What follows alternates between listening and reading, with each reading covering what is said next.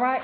All right, guys. Congratulations. We got another offer. Now, let me tell you about this student. Okay, so this student wanted to remain anonymous, but her story is that she actually hasn't worked in over a year, and she did want to make a certain amount of money. And so this isn't exactly what she wanted, but it's a come up because she hasn't been working and she wants to be able to contribute to also the income that her husband brings in.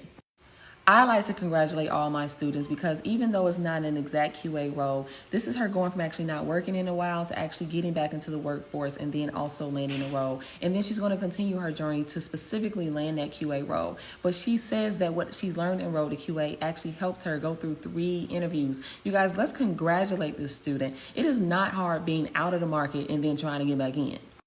So we gave her some tips. We're here to support her. We're watching her journey because she wanted to get to 90,000, and I know that she can get to 90,000. So she got about almost 30 more to jump back up because she's actually made almost 70 something thousand before, but she wanted to get to 90. So what we're going to do is we're going to support her, and she's going to get back into the market. She's tweaking her resume until she lands that QA role. But you guys, let's congratulate this student because it is nothing. It's so hard to be in this type of market and go from not working to trying to get in. So let's congratulate her on just nailing something so we can get that money in the dough. Congratulations.